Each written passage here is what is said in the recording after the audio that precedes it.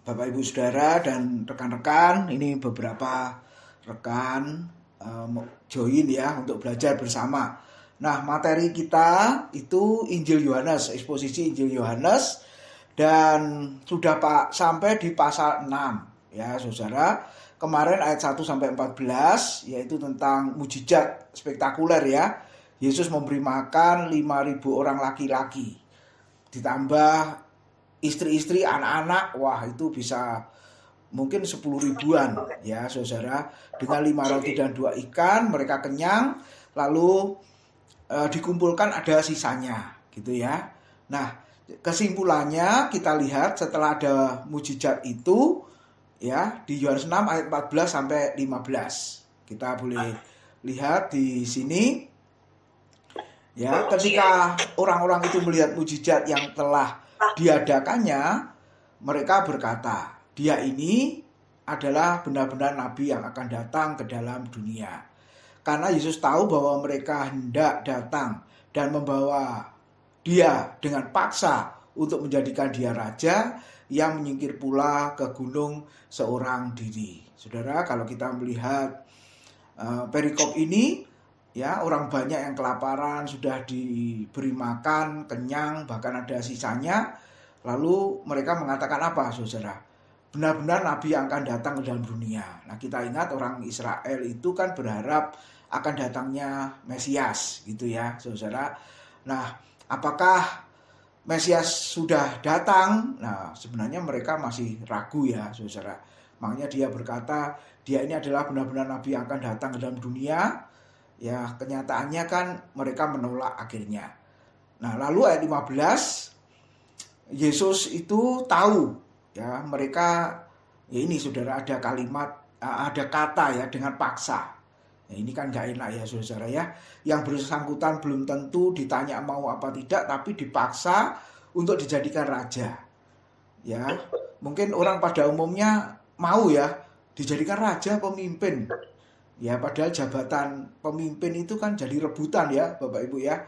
Tapi lihatlah Yesus ketika mereka memaksa untuk dijadikan raja, Yesus menyingkir ke gunung seorang diri. Nah, artinya apa saudara? Yesus tidak memerlukan pengakuan dari manusia. Dia sesungguhnya sudah jadi raja, sudah jadi pemimpin ya. Dia sudah punya kerajaan, tapi kita harus ingat bahwa Yesus datang dalam dunia bukan untuk mendirikan kerajaan di dunia yang memerintah dengan tangan besi itu, tidak. Makanya kita berkata Yesus menyingkir ke gunung. Nah, lalu ayat 16 sampai 21 di situ ada kisah di tengah-tengah peristiwa itu ya, masih ada kelanjutannya. Nanti kita belajar Bapak Ibu, Yesus berjalan di atas air. Nah, ini spektakuler juga ya, saudara, bisa berjalan di atas air. Nah, coba kita lihat ayatnya. Yohanes 6 ayat 16 sampai 21. Dan ketika hari sudah mulai malam, murid-murid Yesus pergi ke danau lalu naik ke perahu dan menyeberang ke Kapernaum. Ketika hari sudah gelap, Yesus belum juga datang mendapatkan mereka. Sedang laut bergelora karena angin kencang. Sesudah mereka mendayung kira-kira 2-3 mil jauhnya, mereka melihat Yesus berjalan di atas air mendekati perahu itu. Maka ketakutanlah mereka. Tetapi ia berkata kepada mereka, aku ini, jangan takut. Mereka mau menaikkan dia ke dalam perahu. Dan seketika itu juga perahu itu sampai ke pantai yang mereka tuju. Nah saudara, kalau orang yang gak percaya mujizat, ya selalu berkata apa saudara? Bagaimana mungkin orang bisa berjalan di atas air? Pasti kan tenggelam ya. Kalau Bapak Ibu mau coba boleh di kolam renang sana ya, pasti tenggelam. Nah, orang yang nggak percaya mujizat ya berkatanya apa? Airnya beku, makanya Yesus bisa berjalan di atas air. Katanya gitu saudara. Ini malah tafsiran yang kacau ya. Kalau airnya beku, bagaimana para murid bisa mendayung perahunya Bapak Ibu? Ya kan? Jadi katanya penafsirannya rasionalis ya, rasionalitas, masuk akal, tapi kenyataannya malah nggak masuk akal. Kalau airnya beku ya, laut itu beku, saudara, bagaimana para murid bisa mendayung perahunya? Ya betul kan saudara. Nah, jadi mereka memang nggak percaya. Nah, ketika di bagian yang lain Petrus awalnya bisa lalu tenggelam, oh airnya cair katanya. Makanya Petrus tenggelam. Wah, ini malah nggak masuk akal ya saudara. Tapi intinya kita belajar, saudara, Yesus benar-benar bisa berjalan di atas air karena nanti kita melihat, saudara, para murid itu akhirnya menyembah ya, itu di ayat paralelnya, para murid itu menyembah Yesus. Jadi siapa Yesus sebenarnya? Dia adalah Tuhan Allah yang berkuasa atas alam.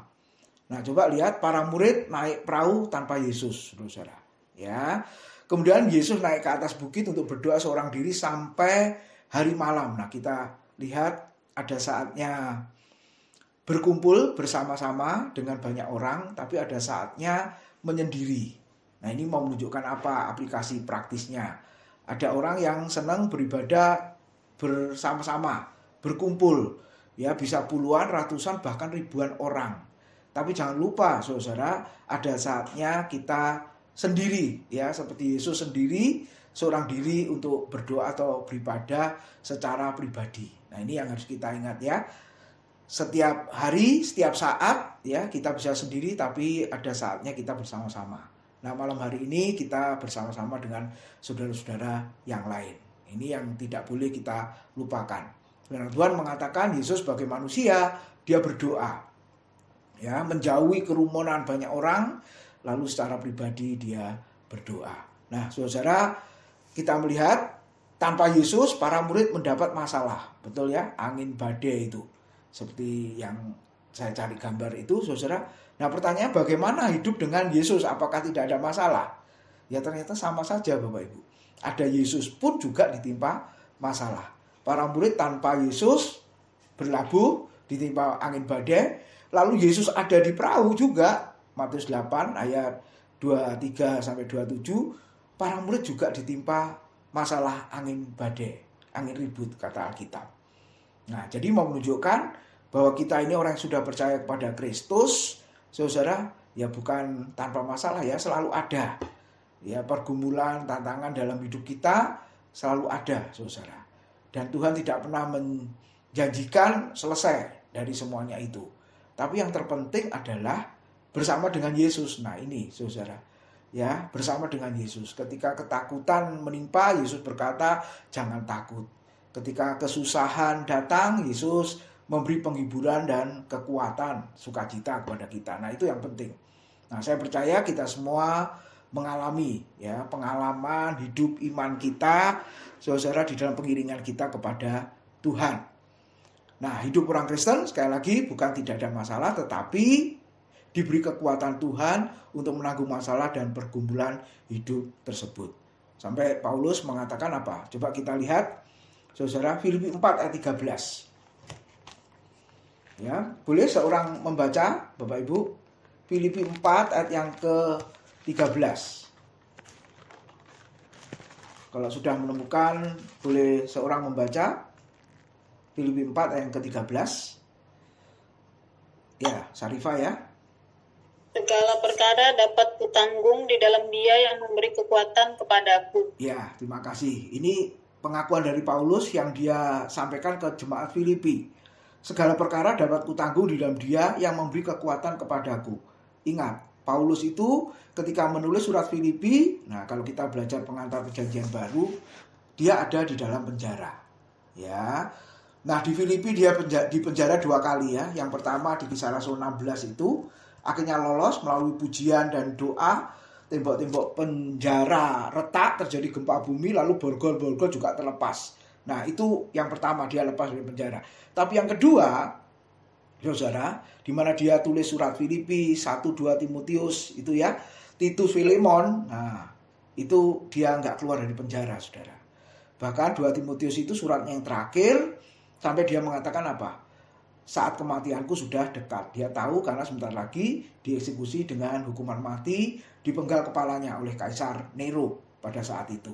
Nah, saudara lihat ya, jemaat diminta untuk mendoakan. Roh Kudus diharapkan untuk menolong Paulus keluar dari penjara itu. Tapi saudara lihat, apakah dia keluar dari penjara? Tidak. Ya, bahkan ayat 13 tadi mengatakan segala perkara dapat kutanggung di dalam Dia yang memberi kelepasan dari penjara, pembebasan dari penjara. Tidak, saudara. Justru Walaupun di dalam penjara Tuhan memberi kekuatan, nah itu lebih dari cukup, saudara. Sampai Paulus punya keyakinan yang luar biasa ya. Segala perkara dapat kutanggung di dalam Kristus. Kenapa? Karena dia yang memberi kekuatan. Walaupun tidak keluar dari penjara, tapi dia dikuatkan di situ. Dengan cara apa? Secara pribadi dengan Tuhan. Dan yang kedua ada teman-temannya yang datang ke penjara. Ya, kalau penjara zaman itu teman-temannya bisa ikut bermalam, saudara. Kalau penjara masa kini, ya kita jangan harap mau bermalam di situ. Ya, saudara, kalau ibadah di LP itu paling lama 1,5 jam, 2 jam lah paling lama. Dulu saya pelayanan ke LP ya. Kita ya sudah jangan lama-lama, saudara. Gitu ya, ada tanda jangan sampai hilang itu ya. Kalau hilang kita ada di situ, saudara. Ya, nggak bisa keluar. Ya, nggak enak. Mereka berkata di luaran sana, Pak. Orang bebas yang tidak enak itu masih lebih enak dibanding di sini. Benar-benar tidak enak. Dia ngomong gitu, saudara. Nah, jadi kenapa engkau di penjara? Ya kalau kita ngobrol ya karena kejahatan, ya kesalahan, saudara. Makanya dia masuk penjara. Tapi Paulus dia di penjara bukan karena kesalahan dan kejahatan.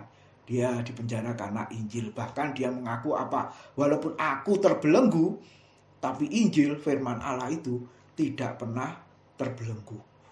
Ya, di dalam kondisi di penjara, Paulus masih bisa melayani Tuhan dengan cara apa? Mengirim surat-surat yang menguatkan, menginjil gitu ya, memberi pengajaran doktrin-doktrin ya kepada jemaat yang dia kirim. Suratnya dibawa oleh siapa? Ya rekan-rekan yang besuk itu, bisa Timotius, Epafras ya, Epaphroditus, saudara Tikhikus ya, saudara yang datang ke sana. Karena malam itu istirahat, kondisinya jarak sangat jauh, bisa bermalam. Lalu Paulus mendiktekan apa yang dia sampaikan dan ditulis di surat. Ya, walaupun terkena tulisan Paulus, ya sebenarnya bukan Paulus yang menulis, saudara-saudara. Kenapa? Waktu di dalam penjara yang gelap, kita masih ingat. Penjara yang gelap ya, lantai 3 ke bawah, saudara-saudara. Basement ya, ketiga. Tidak ada cahaya matahari, tidak ada ventilasi udara yang bagus. Bahkan di Galatia dia mengaku apa? Dengan huruf-huruf yang besar dituliskan huruf-huruf itu ya karena matanya bermasalah, di samping usia juga, tapi karena kesehatan. Tapi firman Tuhan memberitahu, dia tulis kepada jemaat Filipi, Tuhan beri kekuatan. Nah itu lebih dari cukup. Ya, saya berharap kita semua walaupun mengalami pergumulan apa saja, yang penting Tuhan beri kekuatan untuk kita menanggungnya, saudara-saudara. Nah, itu yang harus dialami oleh orang percaya. Nah, beberapa hal yang kita lihat di dalam perikop ini. Ternyata Yesus datang pada saat murid ditimpa badai. Ya, saudara. Artinya apa kalau begitu? Ini menunjukkan bahwa Yesus bertanggung jawab atas kehidupan umatnya. Gitu ya. Yesus tidak membiarkan. Ya, kalau pandangan dunia itu ya ada satu istilah apa? Deisme. Memang Allah itu menciptakan dunia ini, menciptakan ya makhluk hidup dan lain sebagainya. Tapi habis itu dia tinggalkan. Ya, saudara. Dia tinggalkan. Apalagi ditambah ada dosa masuk, saudara, ya sudah tinggalkan urusannya. Nah, itu satu paham namanya deisme. Tapi Alkitab tidak mengajarkan itu. Ya, Alkitab mengajarkan providensia. Alkitab mengajarkan pemeliharaan. Ya, saudara, masih ingat beberapa minggu yang lalu dibedakan antara pemeliharaan seperti nafas hidup. Ya, ini berlaku untuk semua orang. Ya, toh, Bapak Ibu, kita bisa bernafas dengan lega. Nah, itu Tuhan pelihara. Lalu apalagi? Sinar matahari, ya, hujan supaya tidak kekeringan. Nah, itu pemelihara dialami oleh umat manusia di dunia ini. Ya, lalu ada lagi apa, saudara? Pertolongan Tuhan. Yang satu dengan yang lain tentunya berbeda. Setiap pergumulan demi pergumulan. Nah itu Tuhan yang menolong. Melalui apa saja bisa Tuhan lakukan. Lalu mujizat yang ketiga. Nah itu spektakuler. Ya saudara-saudara. Yang tidak bisa dipikirkan. Dan itu pun juga dialami oleh pribadi-pribadi yang juga berbeda. Juga tidak sama. Aku mengalami A, engkau juga harus mengalami A. Enggak, saudara-saudara. Nah, itu yang dilakukan Tuhan atas kita. Nah, dalam hal ini ternyata para murid salah sangka ya. Yesus dikira hantu ya saudara. Ya wajar ya karena jam 3 pagi. Ya paling tidak berapa kali ya? 2 kali ya Yesus dikatakan hantu. Ini yang pertama. Yang kedua apa? Waktu Yesus sudah bangkit, Lukas 24. Sudah menampakkan diri, para murid sudah mengalami tubuh kebangkitan Yesus. Ketika Yesus datang lagi, karena berulang kali di dalam 40 hari, di dalam 40 hari setelah mati dia dikuburkan lalu bangkit, ada 40 hari firman Tuhan mengatakan sebelum dia naik ke surga, berulang kali menampakkan diri kepada murid-murid. Sudah mengalami penampakan diri Kristus, waktu Kristus menampakkan diri lagi, mereka masih mengatakan itu hantu. Waduh saudara, keterlaluan enggak kira-kira? Ya, nah kita bisa lihat para murid salah sangka, ya Yesus dikira hantu. Yesus dikira orang asing, masih ingat oleh Kleopas dengan temannya. Lalu Yesus dikira sebagai penunggu taman oleh Maria Magdalena. Ketika dia datang pagi-pagi ke kubur kosong, lalu ada seorang yang menyapa, ya. Lalu Maria Magdalena berkata, "Tuhan, di manakah Tuhan meletakkan mayatnya?" Karena kuburnya kosong. Nah, saudara, lihat Maria sedih karena tangisan, karena air mata. Kleopas dengan temannya kecewa karena Kristus yang dijanjikan ya sebagai penolong mati. Ya, saudara, sejak 3 hari belakangan katanya. Jadi air mata, kesedihan, kekecewaan ya, saudara, ketakutan kadang-kadang membuat tidak bisa mengenal Yesus lebih baik. Yesus dianggap sebagai tukang kebun, penunggu taman. Yesus dianggap sebagai orang asing. Bahkan Yesus dianggap sebagai hantu. Nah, malam hari ini kita boleh merenungkan berapa banyak kita salah sangka juga ya kepada Tuhan. Ketika menghadapi badai hidup itu, apakah dia benar-benar Tuhan yang berkuasa atau kita lari ke Tuhan yang lain, saudara-saudara. Kita lari ke orang, ke manusia, mengandalkan manusia, bukan mengandalkan Tuhan. Nah, malam ini perikop ini mengajarkan saat yang tepat ya kita datang kepada Yesus. Nah, Yesus mau melihat apakah mereka mengandalkan keahliannya sebagai nelayan yang sudah merasa berpengalaman.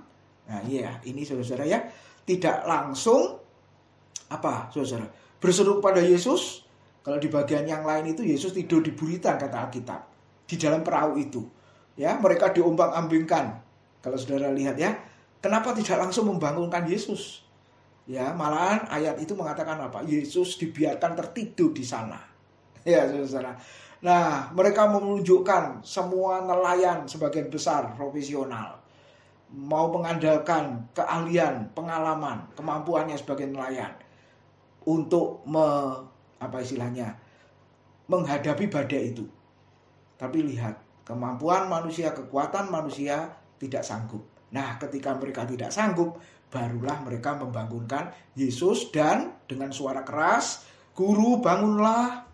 Apakah engkau tidak peduli kalau kita ini binasa?" Ya, itu yang dikatakan oleh para murid.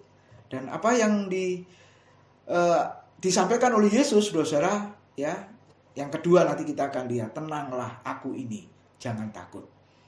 Nah, saudara, mungkin ada hal yang aneh. Nah, biasanya kalau masalah dibawa kemana? Ke pakarnya kan, atau ke ahlinya. Kalau sakit ya dibawa ke dokter, konseling ke konselor. Urusan ekonomi ya dibawa ke ahli ekonomi. Ya, akuntansi ya urusannya ke akuntan ya, saudara.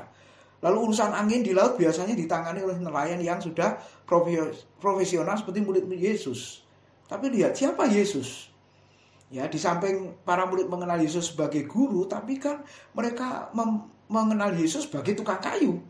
Nah, ini aneh ya, saudara. Urusan laut, angin, badai, Yesus dimintai pertimbangan, dimintai pertolongan, saudara. Dan kita belajar sekali lagi, Yesus bukan sekedar manusia sebagai tukang kayu, dia adalah Tuhan dan ternyata dia berkuasa atas alam itu. Nah, yang kedua dia berkata apa? "Tenanglah, aku ini, jangan takut." Ya, saudara. Ini kata Yunaninya bagus, ego eimi. Artinya apa? Aku dan hanya aku, tidak ada yang lain yang bisa menolongmu. Ya. Nah, dalam hal ini manusia dituntut untuk mengandalkan kekuatan Tuhan. Lalu yang ketiga, nah setelah itu Yesus berkata, datanglah. Ya, saudara. Nah, ini merupakan undangannya ya. Ada ayat yang benar-benar menghibur dan memberi sukacita. Matius 11 ayat 28 sampai 30 itu. Dia berkata, marilah kepadaku, semua yang letih lesu dan berbeban berat, aku akan memberi kelegaan kepadamu. Pikulah kuk yang kupasang dan belajarlah padaku, karena aku lemah lembut dan rendah hati, dan jiwamu akan mendapat ketenangan. Sebab kuk yang kupasang itu enak dan bebanku pun ringan. Sudah lihat ayat 28, marilah kepadaku, semua yang letih lesu dan berbeban berat, aku memberi kelegaan, aku memberi sentosa, aku memberi kedamaian. Ternyata beban apa ini, saudara? Ini beban dosa sebenarnya ya. Jadi orang berdosa itu seperti orang yang letih lesu dan berbeban berat. Nah, kalau datang kepada Kristus, Tuhan memberi kelegaan, damai sejahtera, sentosa, sukacita. Kenapa? Karena dosanya diampuni. Kita orang-orang berdosa. Bahasanya Pak Burhan, para pendosa. Tapi sudah diampuni dosa kita oleh Tuhan ketika kita datang kepada Tuhan. Dan kita merasakan kebebasan, sukacita. Kita nggak dibayang-bayangi lagi dengan rasa takut ya, karena hukuman, karena murka Allah itu. Dan yang kedua, Tuhan mengatakan apa? Pikulah kuk ya, yang kupasang dan belajarlah kepadaku. Sebab kuk yang kupasang itu enak dan bebanku ringan. Nah, saudara, namanya kuk itu kan beban. Nah, seperti apa? Nah, ini saudara. Ya, ini diletakkan di pundaknya lembu. Nah, ini yang namanya kuk ini ya, saudara. Tadi dikatakan apa? Kuknya ringan, ya, bebannya ringan. Kenapa kok disebut ringan? Ternyata, Bapak Ibu ya, di Israel, kalau lembu itu membajak, harus satu pasang, ya, 2 ekor, dan 1 ekornya ini lembu dewasa, saudara. Satunya lembu muda. Nah, kenapa tadi dikatakan kuk itu ringan? Enak. Karena ditanggung sama yang dewasa. Makanya lembu yang muda ini diajar benar-benar kamu seolah-olah nggak mengangkat kuk itu, karena ditanggung yang lembu dewasa. Nah, Bapak Ibu, kita boleh belajar apa? Siapa yang digambarkan lembu dewasa, siapa yang digambarkan lembu muda? Yang digambarkan lembu muda itu saya dan saudara. Dan lembu dewasa ini siapa? Kristus, saudara-saudara. Jadi sebenarnya kita bersama dengan Tuhan, Tuhan yang lebih berat menanggung kuk itu. Ya. Nah, kalau kita pelajari ya, kalau kita nggak melihat latar belakangnya, apa maksudnya? Kuknya kok enak, namanya kuk, namanya beban itu kan berat. Tapi Alkitab mengajarkan ringan, enak. Kenapa? Karena ternyata Tuhan yang menanggung. Wah, ini luar biasa ya. Makanya Paulus tadi berkata, segala perkara dapat kutanggung di dalam Dia yang memberi kekuatan kepadaku. Nah, katakanlah ini bagaikan Paulus. Walaupun dia di penjara, hidupnya tidak enak, dia tetap kuat. Ternyata Tuhan yang memberi kekuatan, dan sebenarnya Kristus yang menanggung semuanya. Makanya Alkitab berkata dia itu imam besar, ya, Ibrani pasal 4 mencatat, yang sama dengan kita. Tidak seperti imam besar zaman perjanjian lama. Nah, itu mata kuliahnya teologi perjanjian lama ya, saudara. Kita belajar, kalau dalam perjanjian lama, imam itu nggak peduli masalah umatnya. Karena dia juga punya masalah sendiri. Ketika menghadap Tuhan pada hari raya pendamaian, grafirat itu pengampunan dosa, dia bawa dosanya sendiri sekali setahun itu dengan dosanya umat. Tapi surat Ibrani mencatat imam besar kita yang melintasi semua langit, yaitu Yesus, dia tidak membawa dosa karena dosanya sendiri, karena dia memang tanpa dosa. Tapi dia turut merasakan kelemahan umatnya. Nah, ini bedanya. Ya, saudara, kalau imam besar Harun atau imam besar yang lain punya dosa, dilahirkan dari orang berdosa. Tapi kalau Yesus imam besar yang tanpa dosa. Ya, karena benihnya Allah itu sendiri. Bersyukur kita boleh percaya kepada Dia, karena Dia yang menanggung kuk itu. Saudara ya. Makanya kita berkata kuknya enak, ya, bebannya ringan. Lalu yang terakhir kita lihat di perikop ini, Yesus mengulurkan tangannya. Ya, ketika para murid ketakutan ditimpa badai, saudara, lalu Yesus berkata, tenanglah aku ini, jangan takut. Dan yang keempat, akhirnya dia mengulurkan tangannya untuk menolong ya para murid yang tidak percaya pada saat itu. Nah, ini merupakan bukti tindakan nyata dari Yesus di dalam menolong umatnya yang seringkali kurang percaya atau bimbang atau bahkan tidak percaya. Ya, mungkin malam hari ini saya tidak tahu apa yang sedang kita alami. Apakah kita juga seperti para murid saat itu, ya, menghadapi pergumulan yang berat, akhirnya jadi bimbang atau kurang percaya, bahkan tidak percaya akan kuasanya. Tapi melalui firman-Nya malam ini, Yesus mengulurkan tangannya untuk menolong kita. Nah, saudara, pasal 6 ayat 33 itu menunjukkan, ya, bukti bahwa Yesus itu adalah Allah. Dia dapat berjalan di atas air yang bertentangan dengan hukum gravitasi bumi, ya. Sesuatu yang ada di atas pasti turun atau jatuh ke bawah. Tapi Yesus tidak. Ya, bahkan waktu dia naik ke surga, dia istilahnya melawan hukum alam itu, ya. Tidak berlaku hukum alam bagi dia. Angin taat kepada perintah Yesus. Karena memang Yesus berkuasa atas alam ciptaannya, alam semesta. Lalu orang yang di dalam perahu akhirnya menyembah Yesus. Ini bukti bahwa segala lutut bertelut, segala lidah mengaku Yesus Kristus adalah Tuhan. Amin. Sampai